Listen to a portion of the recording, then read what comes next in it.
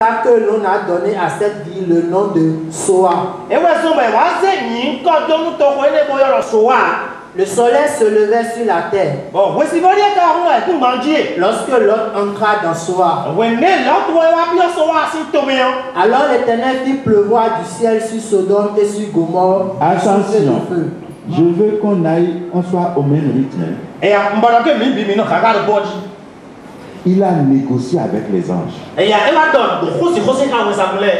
Je suis vieux, je ne peux vraiment pas courir vite pour sortir d'ici. Attendez que j'arrive sur cette montagne. Et on le lui accorda. L'autre savait que dès qu'il va arriver, quelque chose va se passer.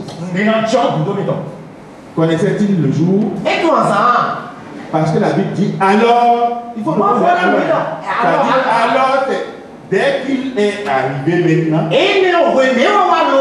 que ça a pris feu. Et puis à partir de alors, alors l'Éternel fit pleuvoir du ciel sur Sodome et sur Gomorre, du souffle et du feu de par l'Éternel. Il détruisit ces villes, toute la plaine, et tous les habitants des villes, et les planteurs de la terre. Ça va. J'ai seulement voulu retirer de chaque chose que ces deux, Lot comme Noé, ont été informés avec précision quand ça va prendre feu. Vous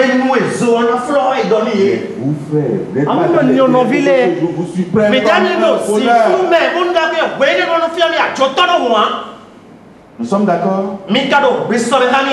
Maintenant, nous savons que personne ne connaîtra ni le jour ni l'heure, ce n'est pas pour vous. Mais attention, tu peux bien savoir le jour et l'heure et choisir ta voie. Parce que Dieu est le plus grand démocrate de tous les temps.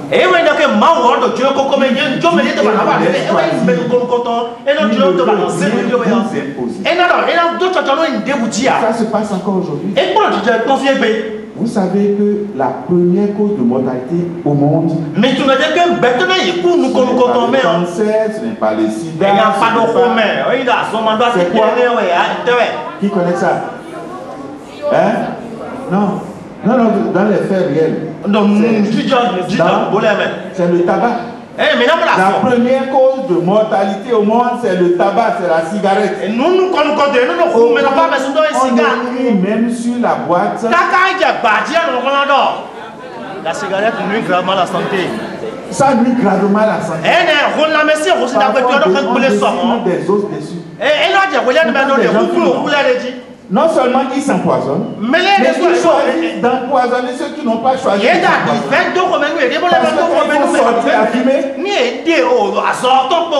Ça t'empoisonne aussi. Il veut que beaucoup aillent dans la tombe.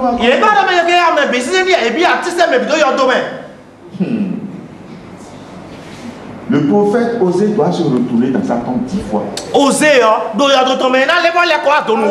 avait dit, mon peuple périt faute de connaissance. Voilà que ton peuple a la connaissance.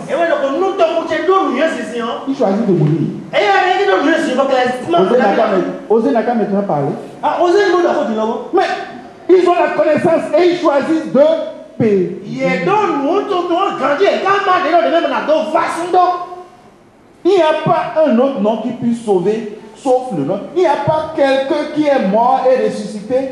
J'ai visité Israël. J'ai vu la tombe de Jésus est vide. J'en ai fait le documentaire Emmanuel de Bethléem à Jérusalem.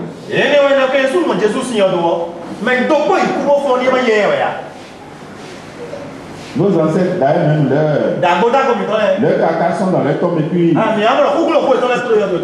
fils vivants parfois vont mener.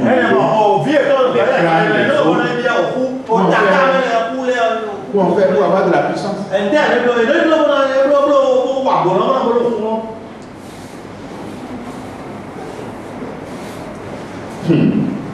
Vous comprenez? Quand nous revenons au Bénin, ce qui se passe au Bénin, les voies de Dieu sont insondables. Je ne sais pas encore de Bénin, mais à la Côte d'Ivoire, à l'Irak, à l'Iran, tout ça. C'est juste une grâce. On prend les portions, vous avez suivi la télé, non? On tue les portions. Et le tout récent n'a même pas eu. Non seulement qu'ils ont tué le bossu, lui, il dort sur son cadavre.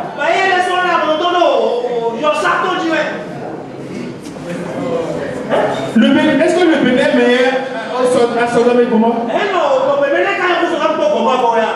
Le Bénin est meilleur dans un pays où on prend les bossus, on prend les albinos. Faites attention, hein. Vous qui êtes clair. Quand on ne va pas trouver albinos, il faut fuir.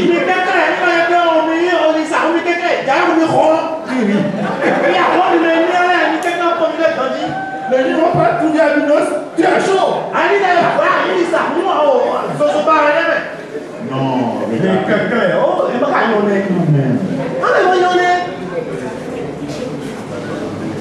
bon. Et donc le Bénin n'est pas meilleur à Sodome et Gomorrhe. Donc Bénin, il y a un coup grâce au Sodome et Gomorrhe. Je dis peut-être que non, il y a Boya 10 qui prie, qui intercède. Peut-être. Il dit bon, je vais encore laisser pour un temps. Mais attention. Ésaïe chapitre 59 nous dit. Il a commencé brutalement. Parce que quand moi j'allais à l'école, je ne peux pas commencer une phrase par oui ou non sans avoir dit quelque chose. Mais Ésaïe dit brutalement. Non. La main de l'Éternel n'est pas trop courte pour sauver. Ni son oreille trop dure pour entendre. Mais ce sont vos crimes. Ils mettent une séparation entre vous et votre Dieu.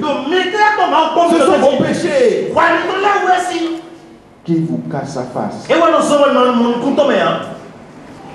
l'empêchent de vous écouter. Car vos mains sont souillées de sang et vos doigts de crime. Vos lèvres professent le mensonge et votre langue fait entendre l'iniquité.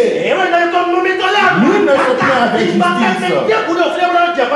Nul ne plaît avec droiture. Ils s'appuient des choses vaines et disent des faussetés. Et il a décrit tout ce que vous faites de mal. Et arrivé au verset 9. C'est pourquoi l'arrêt de délivrance est loin de nous. Et le salut ne nous atteint pas. Nous attendons la lumière.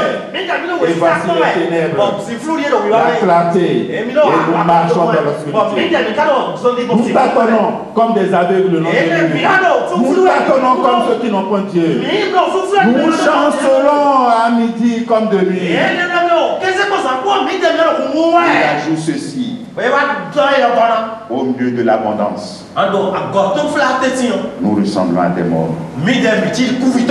Au milieu de l'abondance, l'Afrique ressemble. Les Africains ressemblent à des morts. Dieu a fait de nous le continent le plus riche au monde. J'aurais pu amener une carte pour vous décrire ce que je dis. Mais le Congo à lui seul, en surface, en superficie, fait 80 fois la superficie de la Belgique qui l'a colonisée. 8 fois la superficie de la France qui lui donne des ordres. Alors ne faisons pas le sous-sol. Le Congo est un scandale géologique. La France qui n'a même pas mis un seul gramme d'uranium, un seul gramme de diamant d'or en France. Ils n'ont même pas un tonneau de pétrole. Mais c'est cette France-là qui vous assujettit. qui vous donne des ordres et refuse d'en recevoir de l'Amérique. Donc, félicitations de Fillon, le Premier ministre actuel de la France. Il dit ceci devant le Parlement français, tout récent. Est-ce que les gens ont besoin nécessairement que tu transcrives là, parce que le temps, tu prends trop de mon temps. Hein. Bon, on va continuer comme ça. Il dit ceci.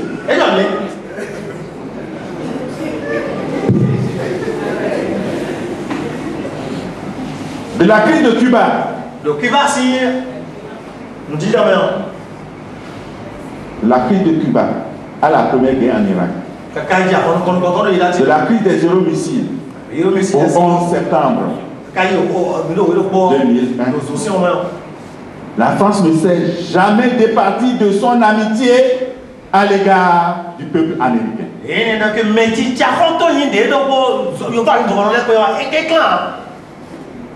La France, alliée mais pas vassale. Allié,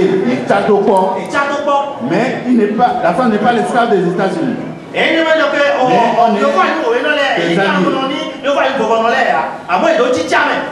Fraternelle mais jamais soumise.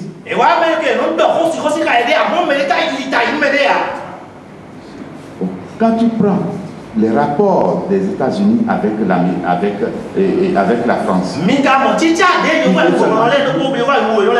regardons dans la même direction. Souvent les problèmes qui se posent à nos pays. Mais ça ne veut pas dire que la France est l'esclave de l'Amérique. Ça veut dire que la France est soumise à l'Amérique. Ça ne veut pas dire que la France est attachée à l'Amérique.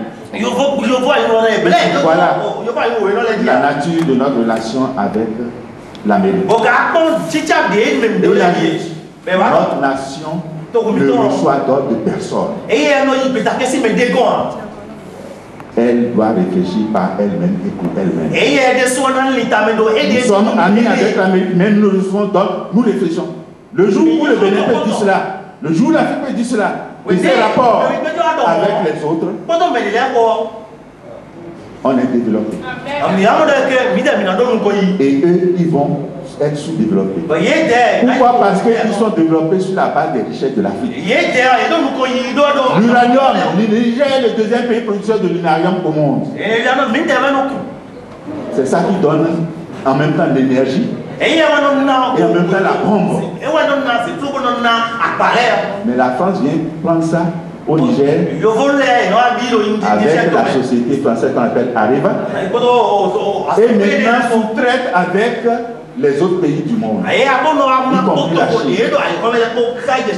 Mais Dieu vous a doté de tout ça. Au milieu de l'abondance, nous ressemblons à des morts. Quand je fais ce cours à mes étudiants, je dis quand vous allez à la maison, déshabillez-vous et chicotez-vous vous-même. L'Afrique ressemble à cet enfant gâté dont le père est riche, il ne manque de rien. Il a des tuteurs à la maison, des professeurs pour chaque matière. Il va à l'école en voiture, revient en voiture. On lui fait la table, il mange. Il a des maîtres d'études. À chaque examen, quand il amène son bulletin, c'est lui la lanterne rouge de la classe.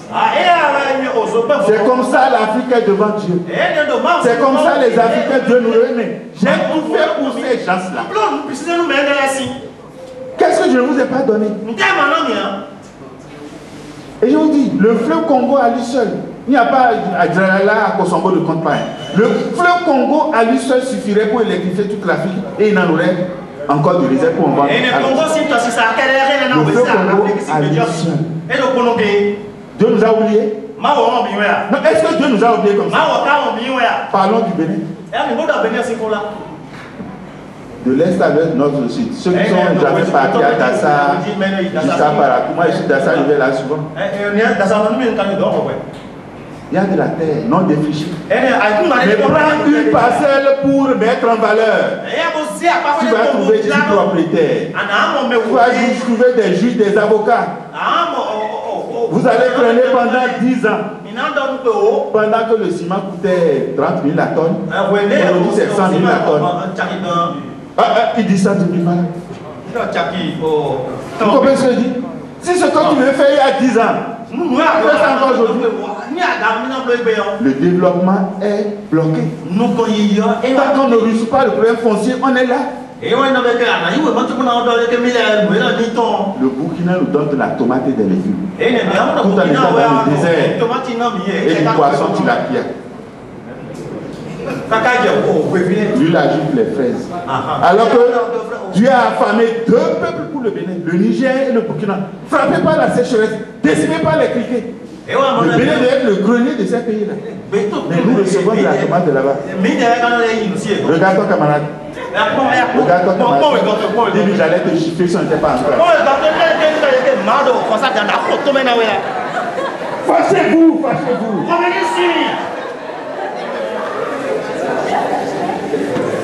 Vous voyez tout ce qu'on... Déjà nous sommes frappés. Nous sommes dans l'abondance, mais nous commandons. On est comme des mendiants assis sur une île d'or. La Bible ressemble étrangement dans ce livre appelé. Vous voyez, on ne peut pas connaître les choses de Dieu sans y ajouter une politique économique, historique, tout ça. Et j'allais projeter un documentaire demain qui va illustrer ce que j'ai dit. Pour voir les maîtres du monde. Pour voir que l'individu dont Jésus a parlé est déjà Jésus on va faire de vos yeux dans un document.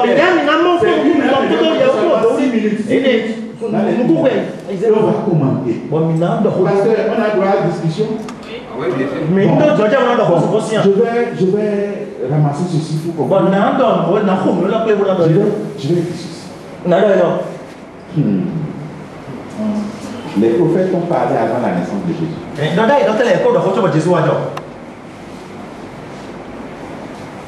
Ils ont parlé de Jérusalem. Ils ont parlé d'Israël. Vous savez. Depuis la nuit des temps, quand il a dit c'est longuement longtemps.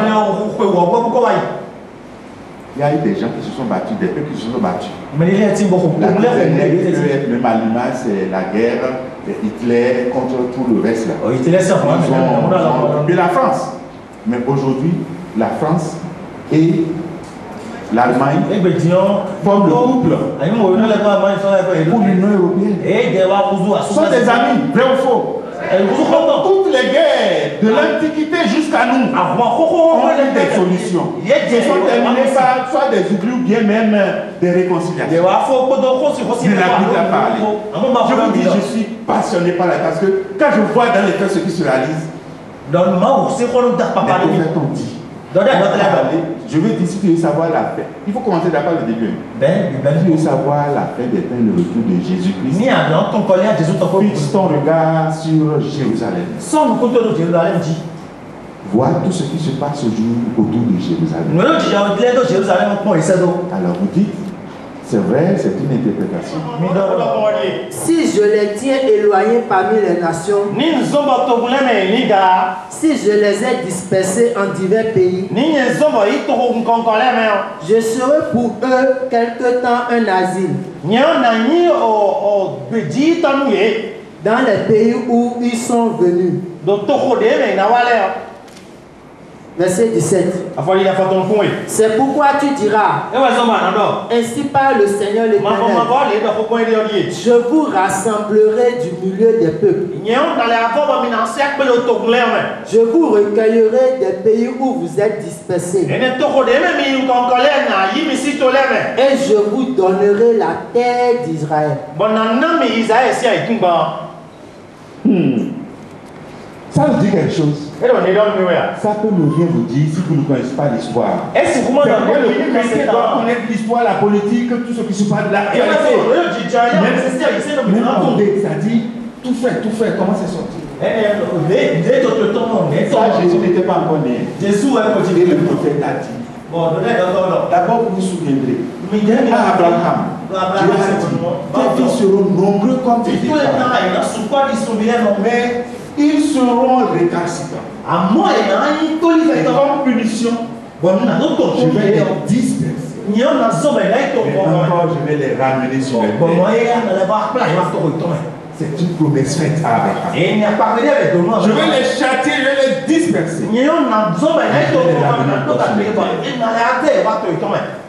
Cette prophétie s'est accomplie le 15 mai 48. C'est ça, il dit que tu peux connaître la vie, si tu ne connais pas l'histoire, tu peux pas rassembler les deux. Vous savez d'Hitler, l'Holocauste des Juifs, est-ce qu'on les a pas dispersés? Est-ce qu'on les plus maltraités, les plus charcutés, dispersés à travers le monde? Jusqu'en ici où j'ai fait 6 ans d'études.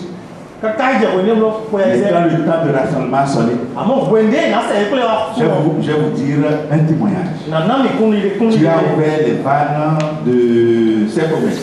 Et que s'est accompli en décembre 1999. J'étais allé en Israël où je ne connaissais personne.